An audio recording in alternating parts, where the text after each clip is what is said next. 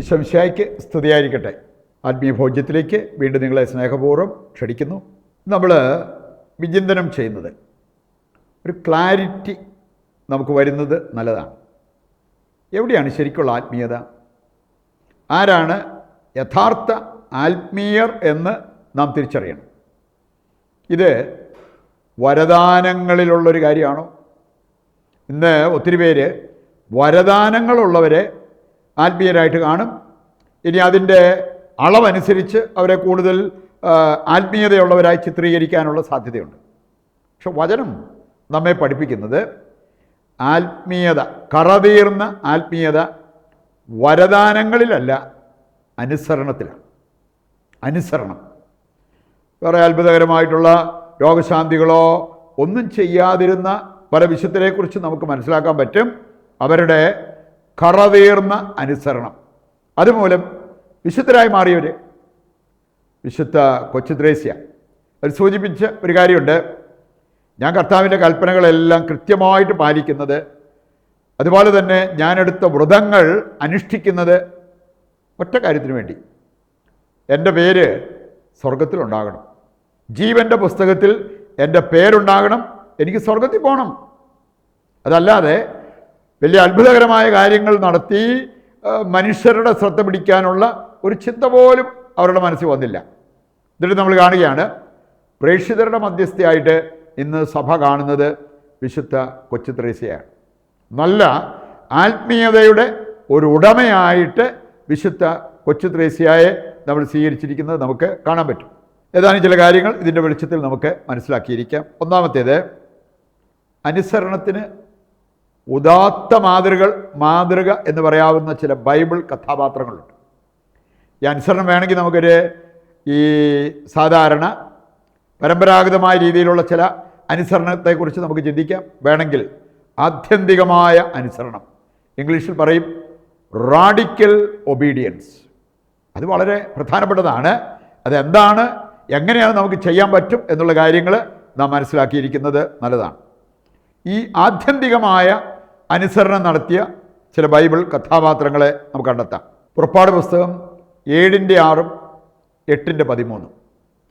7-ാം അധ്യായത്തിൻ്റെ 6-ാമത്തെ വചനം, 8-ാം അധ്യായത്തിൻ്റെ 13-ാമത്തെ വചനം. ഇവിടെ നമ്മൾ കാണുന്നത് മോശയെപ്പോലും അനുസരിക്കുന്ന ദൈവം. എന്താ കാരണം? മോശ ദൈവത്തെ അതുപോലെ അനുസരിച്ചു. അക്ഷരാർത്ഥത്തിൽ ദൈവം പറഞ്ഞത് അനുസരിച്ചു. എപ്പോഴെങ്കിലും അനുസരണക്കേട് വന്നെങ്കിൽ അതിനുള്ള വില അവൻ കൊടുക്കേണ്ടി വന്നു. സംഖ്യയുടെ പുസ്തകം 20:7 മുതൽ വായിക്കുമ്പോൾ അവിടെ നമ്മൾ കാണുന്ന അതാണ്. വില കൊടുക്കേണ്ടി വന്നു. കാരണം അവൻ ഒരു അനുസരണക്കേട് കാണിച്ചത്. ഇവിടെ നമ്മൾ കാണുകയാണ് ദൈവം പറഞ്ഞതെല്ലാം മോശ അതുപോലെ അനുസരിച്ചു. അതുകൊണ്ട് മോശ പറഞ്ഞ കാര്യങ്ങൾ ദൈവം അതുപോലെ അനുസരിക്കുന്നതായിട്ടും ഈ വചനത്തിൽ നമ്മൾ കാണുന്നുണ്ട്. മറ്റൊരു വ്യക്തി യേശുവിനെ കുറിച്ച് ചിന്തിക്കുമ്പോൾ ആത്യന്തികമായിട്ടുള്ള അനുസരണമാണ് യേശു നടത്തിയത് എന്ന് നമുക്ക് കാണാൻ പറ്റും. ഫിലിപ്പിയർ 2-ാം അധ്യായം 8-ാമത്തെ വചനം പറയുന്നത് കുരിശുമരണത്തോളം അനുസരണമുള്ളവനായി. ചെറിയ കാര്യമൊന്നുമല്ല, കുരിശുമരണത്തോളം. ചില നിസ്സാര കാര്യങ്ങൾ പോലും അനുസരിക്കാൻ നമ്മൾ എന്തുമാത്രം ബുദ്ധിമുട്ടുന്നു. ഇത് കുരിശുമരണത്തോളം അനുസരണമുള്ളവനായിരുന്നു. അതുമൂലം പിതാവ് അവനെ വലിയ സ്ഥാനത്തേക്ക്, അവൻ തൻ്റെ വലതുഭാഗത്ത് ഉപവിഷ്ടനാകാൻ അനുവദിക്കുന്നത് ഈ അധ്യായത്തിൽ നമ്മൾ കാണുന്ന ഒരു കാര്യമാണ്. മറ്റൊരു വ്യക്തി നമുക്കറിയാം, യേശു കഴിഞ്ഞാൽ മറിയം, മാതാവിൻ്റെ അനുസരണം. ലൂക്ക 1:38 മുതൽ വായിക്കുമ്പോൾ അവിടെ നമ്മൾ കാണുന്നുണ്ട്, ഇതാ കർത്താവിൻ്റെ ദാസി, അവിടുത്തെ ഹിതം എന്നിൽ നിറവേറട്ടെ എന്ന് പറയാൻ സാധിച്ച മറിയം. അതൊരു ആത്യന്തികമായിട്ടുള്ള അനുസരണമായിരുന്നു. കാരണം അവളുടെ സകല പ്ലാനുകളും പദ്ധതികളും പൊളിക്കുന്ന ഒരു കാര്യമായിരുന്നു.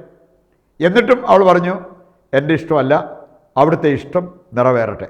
പത്രോസിൻ്റെ അനുസരണം നമുക്ക് കാണാൻ പറ്റും. അപ്പസ്തോല പ്രവർത്തനങ്ങൾ 5:19 വായിച്ചാൽ പത്രോസിനെ ജയിലിൽ നിന്നും പുറത്തിറക്കിയ ദൈവത്തെ കാണാം, ദൈവദൂതനെ. എന്നിട്ട് അവന് നൽകപ്പെട്ട ഒരു സന്ദേശം ഇതായിരുന്നു, നിർദ്ദേശം ഇതായിരുന്നു, ധൈര്യമായിട്ട് പോയി പ്രസംഗിക്കുക, ആലയത്തിലേക്ക് പോവുക, നവസുവിശേഷം അവിടെ പ്രസംഗിക്കുക. ഇങ്ങനെയുള്ള കാര്യങ്ങളുടെ പേരിലാണ് ജയിലിൽ കിടന്നത്. ഇനി ഇതിന് പോയാൽ വീണ്ടും ജയിലിൽ കിടക്കാം. പത്രോസിന് അറിയാമായിരുന്നു. എങ്കിലും നമ്മൾ കാണുകയാണ്, അവൻ പോയി ആ കാര്യം ചെയ്തു. അധികാരികൾ വന്ന് അവനെ ക്വസ്റ്റ്യൻ ചെയ്യുന്നത് കാണാൻ പറ്റും. നിനക്ക് താക്കീത് തന്നതല്ലേ, എന്നിട്ട് നീ എന്തുകൊണ്ടാണ് വീണ്ടും ഈ ഒരു കാര്യം ചെയ്യുക? പത്രോസ് പറഞ്ഞെന്താ? നിങ്ങൾ തന്നെ പറ, ഞങ്ങൾ അനുസരിക്കേണ്ടത് നിങ്ങളെയാണോ ദൈവത്തെയാണോ? ദൈവം എന്നോട് പറഞ്ഞു, അതുകൊണ്ട് എനിക്കത് അനുസരിക്കാതിരിക്കാൻ പറ്റില്ല. മരിക്കേണ്ടി വന്നാൽ പോലും ഈ ഒരു കാര്യം ഞാൻ ചെയ്തിരിക്കും എന്ന് പറയുന്ന പത്രോസിനെ കാണാൻ പറ്റും. പൗലോസിൻ്റെ കാര്യമോ? അപ്പസ്തോല പ്രവർത്തനം 18:9 വായിച്ചാൽ കർത്താവ് കൊടുത്തൊരു നിർദ്ദേശം, നിശബ്ദനാകരുത്, നീ പ്രസംഗിക്കണം. പ്രസംഗിച്ചതിൻ്റെ പേരിൽ അവൻ്റെ ജീവിതത്തിലേക്ക് വന്ന ദുരിതങ്ങൾ, ജയിലിൽ കിടക്കേണ്ടി വന്നു. എന്നിട്ടും അവനോട് ദൈവം പറഞ്ഞൊരു കാര്യം, നീ നിശബ്ദനാകരുത്, നീ പ്രസംഗിക്കണം. അത് അനുസരിക്കുന്ന പൗലോസിനെ നമുക്ക് കാണാൻ പറ്റും. വീണ്ടും നമ്മൾ കാണുന്നുണ്ട് 16-ാം അധ്യായം 6 മുതൽ 10 വരെ വായിച്ചാൽ, നമ്മൾ എന്തെങ്കിലുമൊക്കെ ചെയ്താൽ പോരാ, കർത്താവ് പറയുന്നത് അനുസരിച്ച് സുവിശേഷ വേല ചെയ്യണം. ചിലയിടത്തേക്ക് പോകണ്ടെന്ന് പറഞ്ഞു, അവൻ പോയില്ല. ചിലയിടത്തേക്ക് പോകാൻ നിർദ്ദേശം കിട്ടി, അങ്ങോട്ട് പോകുന്ന പൗലോസിനെ അവിടെ നമുക്ക് കാണാൻ പറ്റും. അപ്പസ്തോല പ്രവർത്തനം 8:26 മുതൽ വായിച്ചാൽ, പീലിപ്പോസ് ദൈവത്തെ അനുസരിക്കുന്ന ദൈവദൂതൻ വന്നിട്ട് പറയാണ്, വേഗം എഴുന്നേറ്റ് ഇന്ന സ്ഥലത്തേക്ക് ഓടുക. അവൻ പോയി. അവനോട് പറയപ്പെട്ട കാര്യങ്ങളെല്ലാം അവൻ അനുസരിച്ചു. അതുകൊണ്ട് ഒരുപാട് നന്മ അതിൽ നിന്ന് വന്നു എന്നുള്ളത് ഈ അധ്യായങ്ങൾ വായിക്കുമ്പോൾ നമുക്ക് മനസ്സിലാക്കാൻ പറ്റും. അനുസരണക്കേടിന് വില കൊടുത്ത വ്യക്തികളെക്കുറിച്ച് നമുക്ക് ചിന്തിക്കാൻ പറ്റും. ഉൽപ്പത്തി 3-ാം അധ്യായം വായിച്ചാൽ, ആദം ഹവ്വ അനുസരണക്കേട് കാണിച്ചു. പർദീസായിലായിരുന്നവർ പെരുവഴിയിലേക്ക് വലിച്ചെറിയപ്പെട്ടു. സാവൂൾ 1 സാമുവേൽ 15 വായിക്കുമ്പോൾ അനുസരണക്കേട് കാണിച്ചു, രാജത്വം അവനെ കൈവിട്ടുപോയി. സാംസൺ അനുസരണക്കേട് കാണിച്ചു, വളരെ പരിതാപകരമായ ഒരവസ്ഥയിലേക്ക് അവൻ തള്ളപ്പെടുന്നത് നമുക്ക് കാണാൻ പറ്റും. സോളമൻ അനുസരണക്കേട് കാണിച്ചു. 1 രാജാക്കന്മാർ 11-ാം അധ്യായം വായിക്കുമ്പോൾ അവിടെ നമുക്ക് കാണാൻ സാധിക്കും, അവൻ്റെ രാജ്യം പോലും അവനെ കൈവിട്ടുപോയി. അവസാനമായിട്ട് നമ്മൾ ചിന്തിക്കുന്നത്, അനുസരണത്തിൻ്റെ ചില സൽഫലങ്ങൾ ദൈവവചനം കൃത്യം നമ്മളെ പഠിപ്പിക്കുന്നുണ്ട്. ഫിലിപ്പിയർ 2:8 നമ്മൾ കണ്ടു, വലിയ ബഹുമതി യേശുവിന് കിട്ടി. ഹെബ്രായർ 5:9 വായിച്ചാൽ അവിടെ പറഞ്ഞിട്ടുണ്ട്, തന്നെ അനുസരിക്കുന്നവർക്കെല്ലാം നിത്യരക്ഷ അവൻ സാധ്യമാക്കി. നിയമാവർത്തനം 11:27 മുതൽ വായിച്ചാൽ അനുഗ്രഹ സമൃദ്ധി അനുസരണത്തിലൂടെ നമുക്ക് കൈവരിക്കാൻ പറ്റും. യെശയ്യാ 48:18 വായിച്ചാലോ, സമാധാനം നദി പോലെ ഒഴുകാൻ നീ കർത്താവിൻ്റെ കൽപ്പനകളും ചട്ടങ്ങളും ശ്രദ്ധാപൂർവം അനുസരിക്കുക. ജോഷുവ 1:5 മുതൽ 9 വരെ വായിച്ചാൽ, കർത്താവിനെ നീ അനുസരിച്ച് ജീവിക്കുന്നെങ്കിൽ നിൻ്റെ ആയുഷ്കാലത്ത് നിനക്ക് പരാജയം സംഭവിക്കില്ല.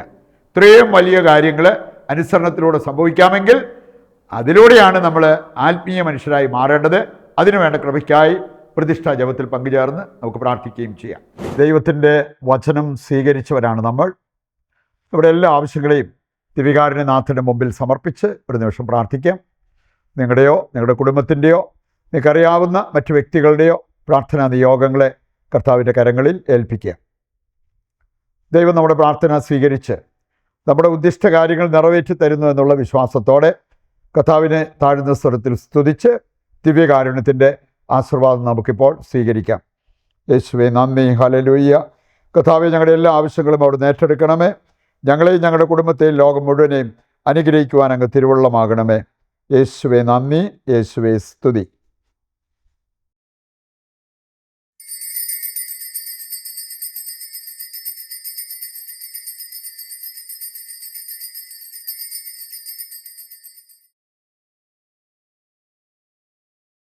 ഈശോമിശിഹായ്ക്ക് സ്തുതിയായിരിക്കട്ടെ.